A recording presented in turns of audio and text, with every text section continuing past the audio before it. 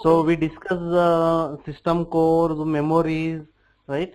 I think sensors and actuators have been, I think it's been started by Mr. Dhananjay. So he might have explained LED, light emitting diode, 7-segment LED display, as well as stepper motor, right? All these are kind of actuators.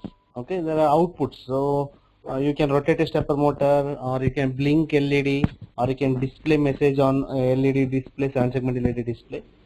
So similarly, today we will see few more embedded system supporting devices. Okay, peripheral devices. Okay, that can be used as the input or output. So we'll start here. We'll start from the relay. Okay, so now what is the relay? So basically I'll tell you what is in generally what is the relay. So relay is used to control external devices by turning it on or turning it off.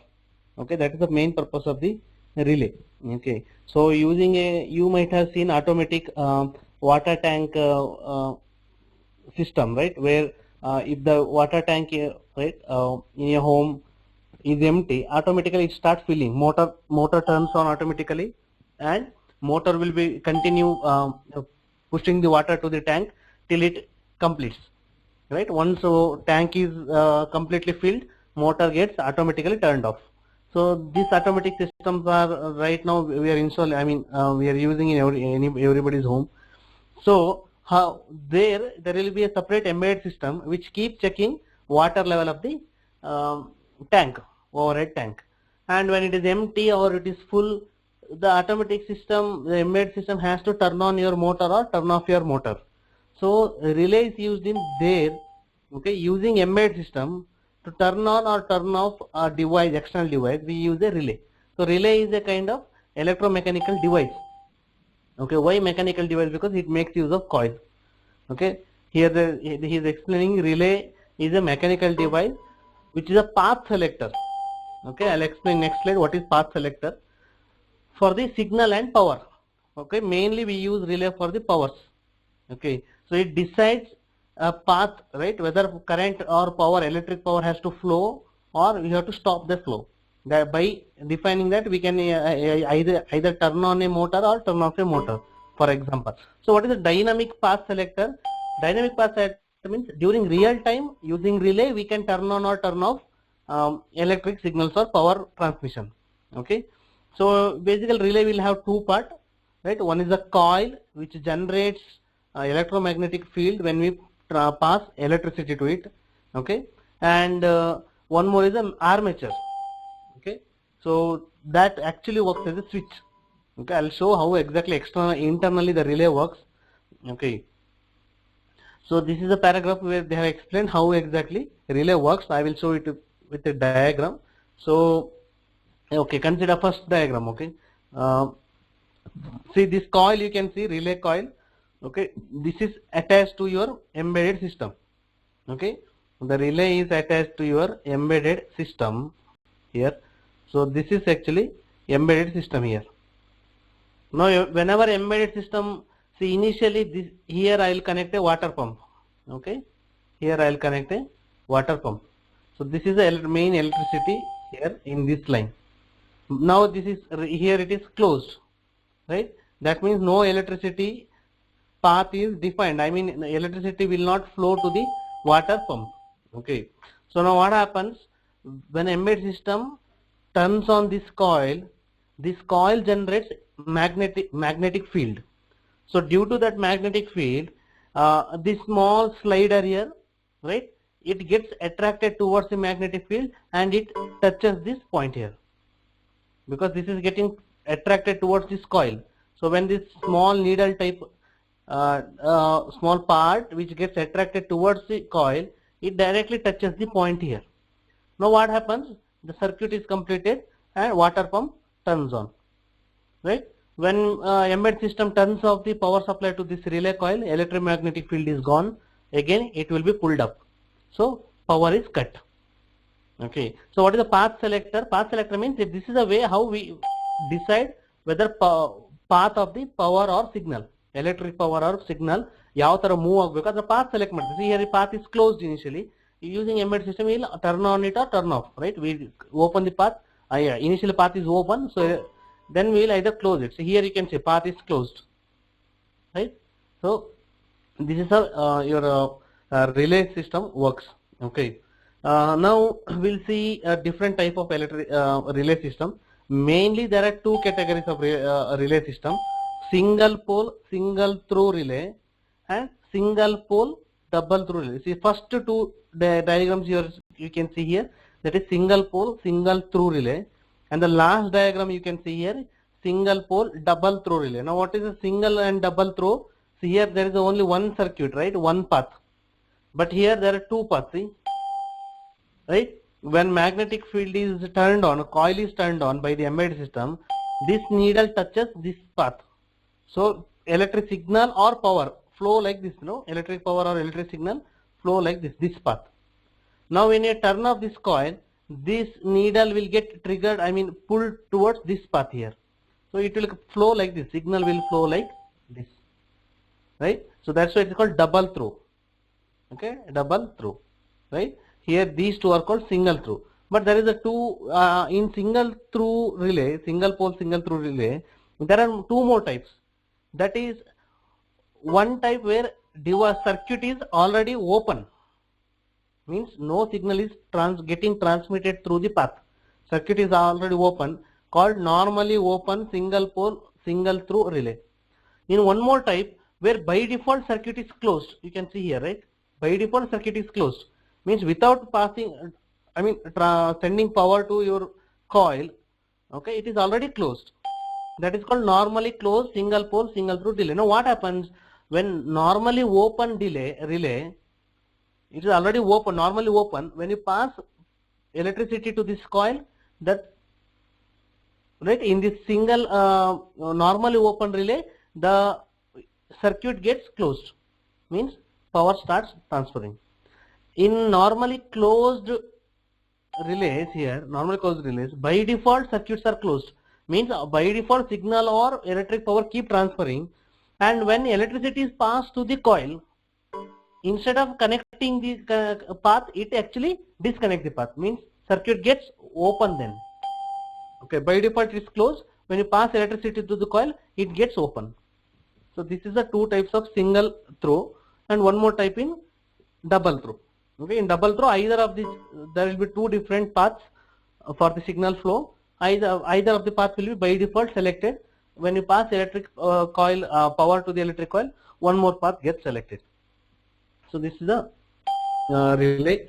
The same explanation they have given in this diagram. You can refer this slide for your examination purpose.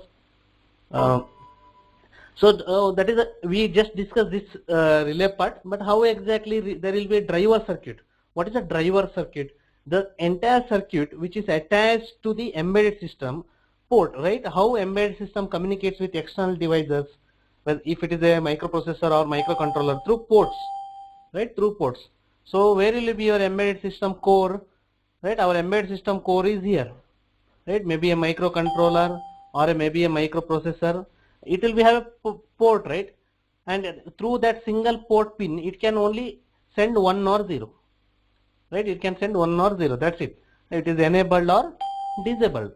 So that pin through transistor, we have made an arrangement of some kind of circuit, so that whenever 1 or 0, or that is what I can say 5 plus 5 volt or 0 is passed to the port, it will either turn on this coil or turn off this coil. Okay, means it will automatically based on the port pin output by the embedded system. Okay, this circuit automatically passes electricity to this coil enough to generate a electromagnetic field, so that this circuit can get attracted. That closed, right, open circuit gets closed. Did you get this?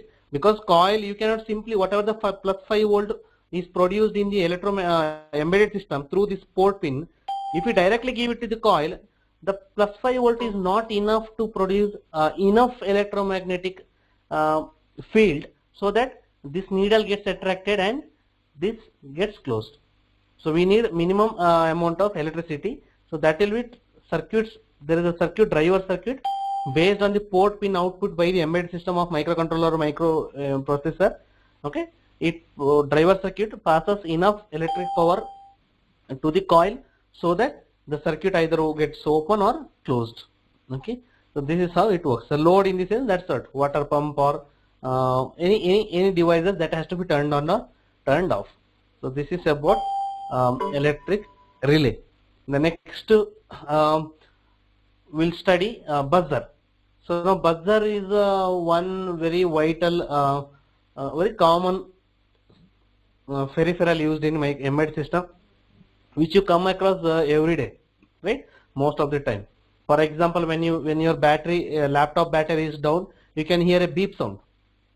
No, so where exactly that beep sound is generated? There is a separate buzzer. Now, what is a buzzer? Buzzer is a small speaker which generates a unique type of sound. Okay. Now, most of the time it will be an alarm, right? Alarm, when alarm rings in the morning, you can see that buzzer, right? So it's called piezo buzzer.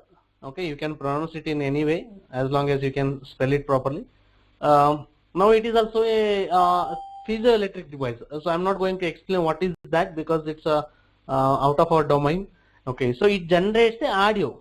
Okay, it's the audio indication. Don't imagine it generates any MP3 song, okay, or sophisticated ringtones. It just makes a single sound. Most of the time it will be a beep sound or a kind of buzzer sound you might have come across. Okay, so now why it is required? It is to indicate the external user, right, about some warnings.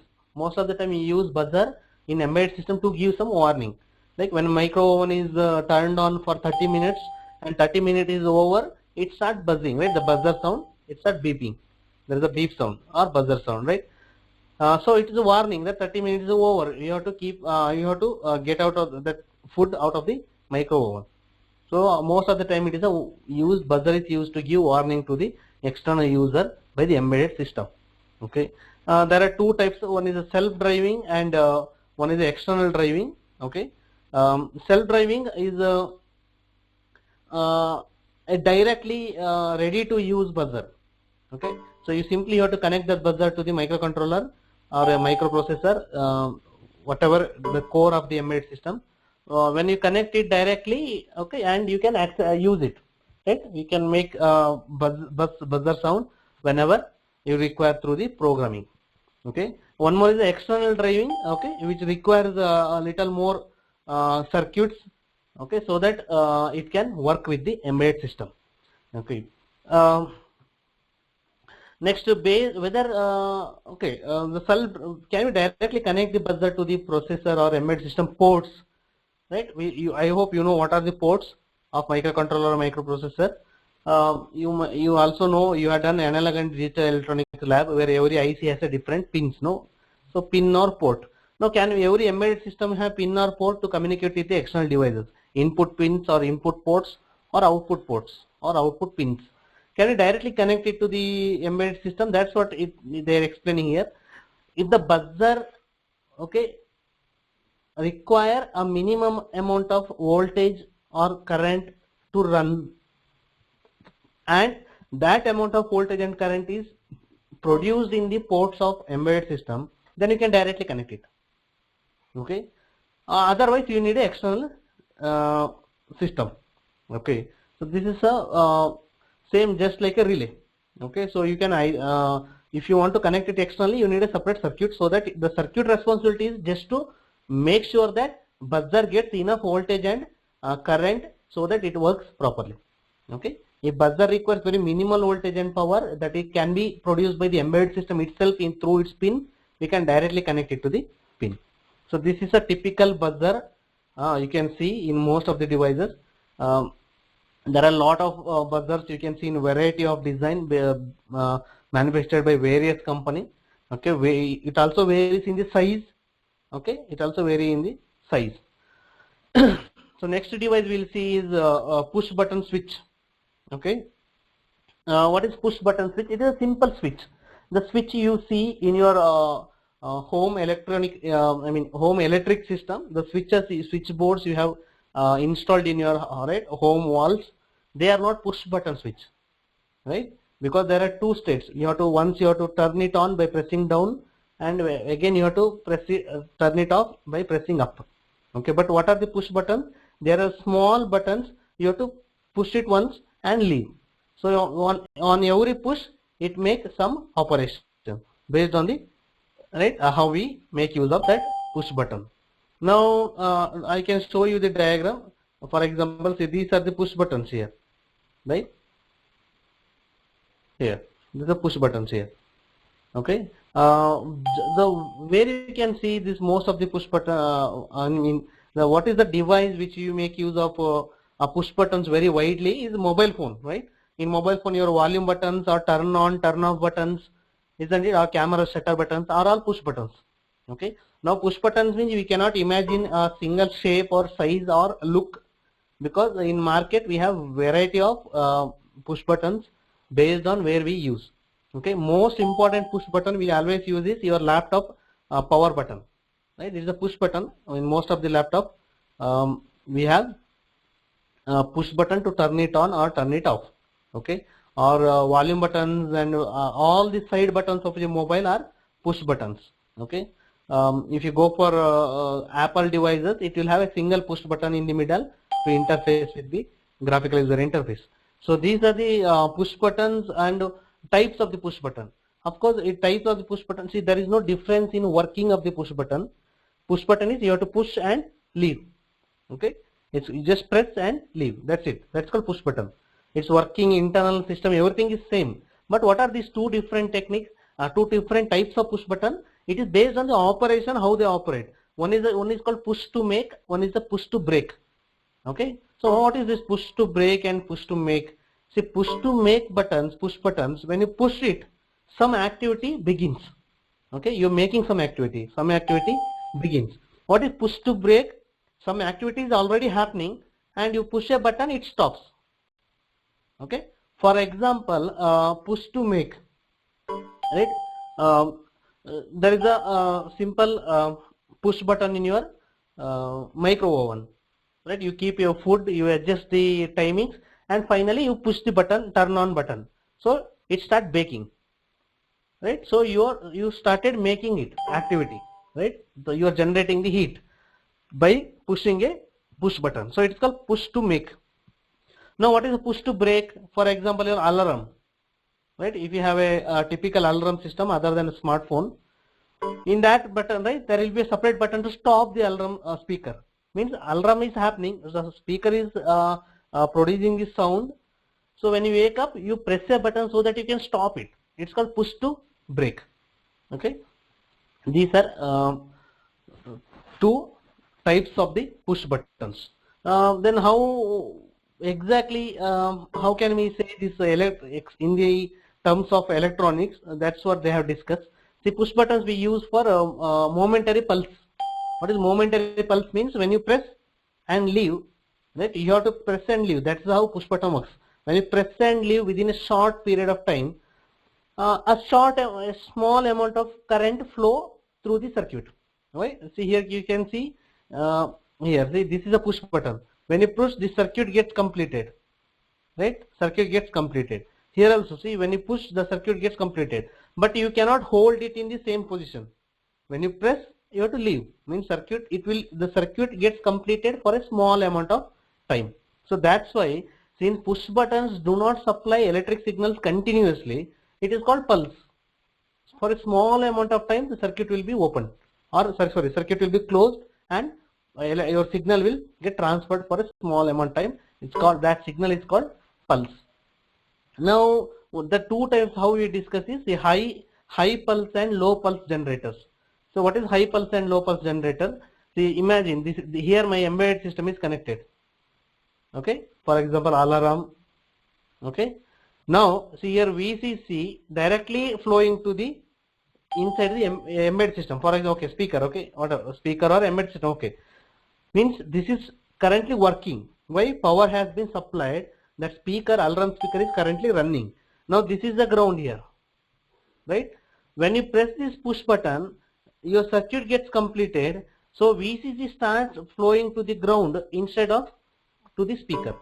Means speaker turned off.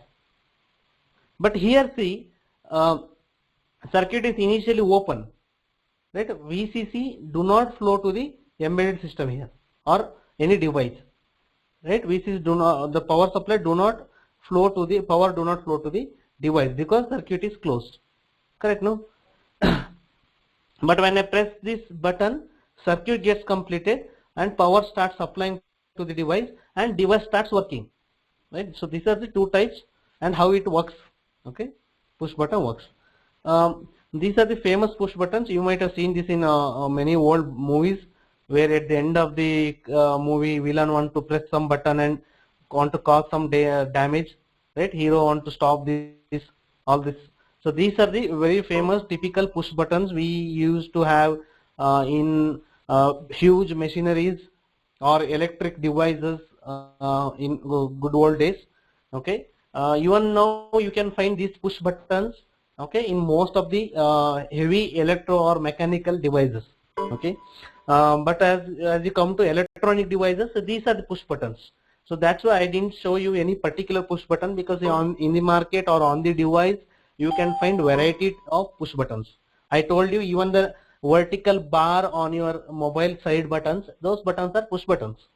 Okay, so this is how push buttons look like. Okay, when you push, some activity will happen or stop. So next we'll study keyboard devices. Okay, these are the input device like push button. This is also input device.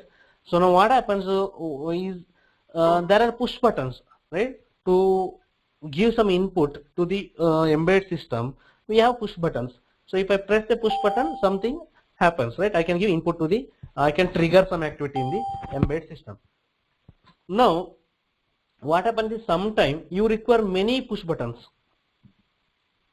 Okay, so suppose your micro oven, where you want to enter user to enter a temperature, right? So that time you need something like this, a keyboard, right? Numeric keypad. Okay, so when an embedded system requires multiple number of push buttons, okay, then it is very hard to connect those push buttons to the embedded system, because every push button requires one or two separate connections to the embedded system. Okay, and the ports for the embedded systems are very limited.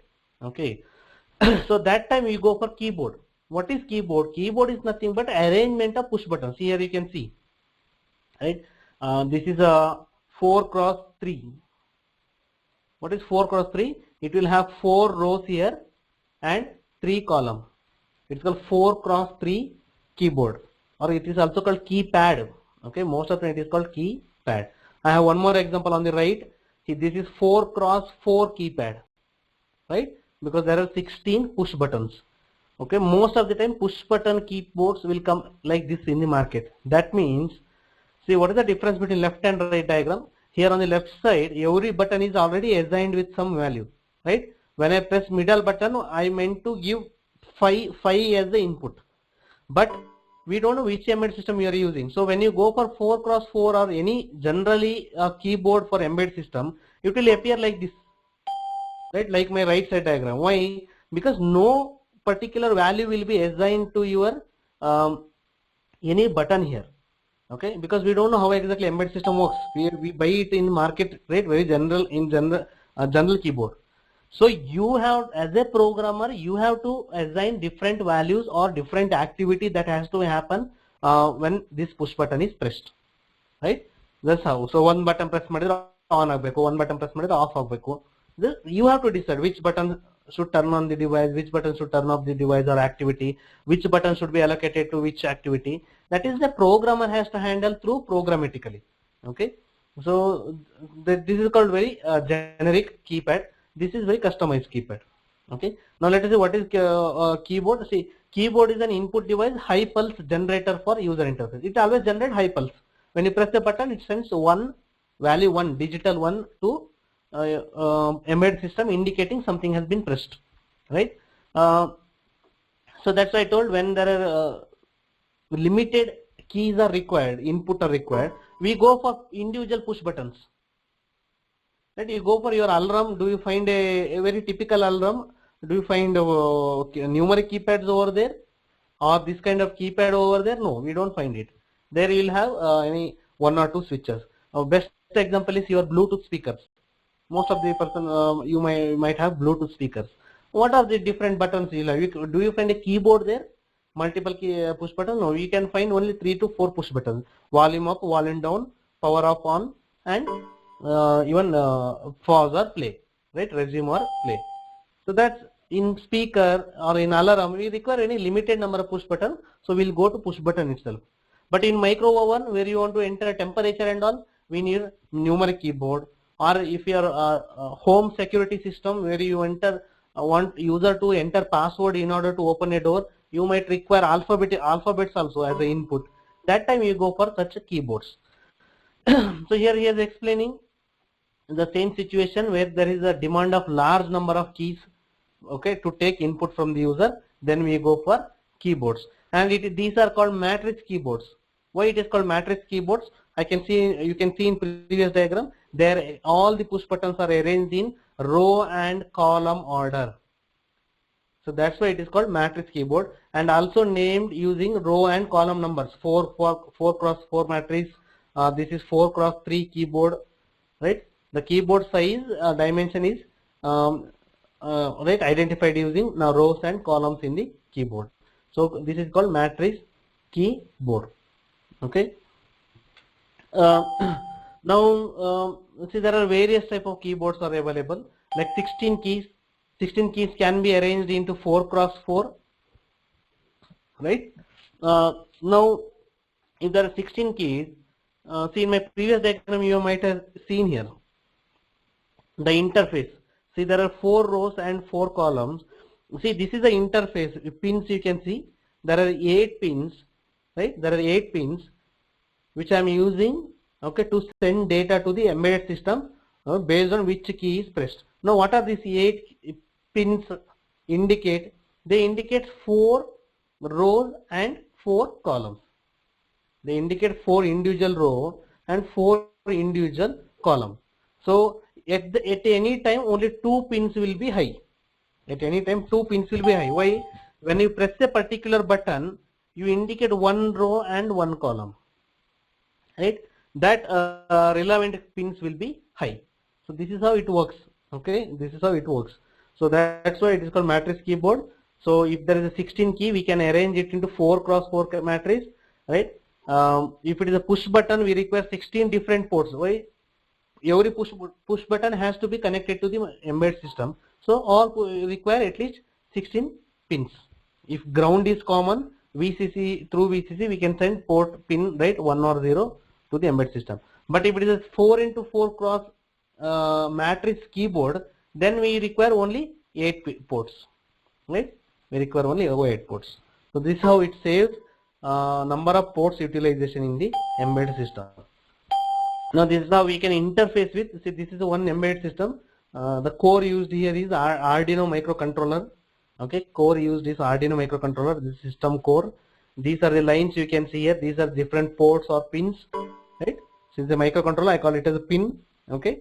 Now see here, 4 cross 4 matrix I have designed here. This is a keypad, right? Every pin, say first 4 pin indicates rows, and next 4 pin indicates columns. They are directly, all 8 pins are connected to 8 different pins of embedded system. So how programmatically we can counter? Suppose imagine this particular key, second row and 6th, okay, column number is, they have continued here, 1 2 3 4 5 6 7. Okay, so this column and this row, right? This key, whenever it is pressed, I want to turn off this Arduino system. So how do I program? I, like, for example, if, right, correct now, if your pin 2 equal to 1 and pin 6 equal to 1. Then I will turn off, right? This pin 2 and pin 6. Of course, it's not pin 6. It depends on which pin you are connecting here. I'm just giving an example. So read this pin and read this in our input in the embedded system. Both are equal to 1. That means I have pressed this particular key, right? So that's how we can interface with the system. Okay. Again, same concept that I discussed here, but this slide is very important. I don't explain again. Is the process is called scanning technique. What is scanning technique? When there is a keyboard, right, 4x4, 3x4, or any dimension keyboard, there will be multiple buttons. How embedded system core finds out which button has been pressed? That's called scanning. Okay, that means initially we check which will go first row. We check whether this pin is 1 high. If it is not, we'll go to this pin. We'll go to this pin. We'll keep all row pins one by one, right, and find out which pin is high. Then we go for columns and check which column is high, one by one, right? So that's how it works. Means so suppose if I press this button, so I scan first row. So this button, this is a 0, right? Then I scan second button, second row. This is 0.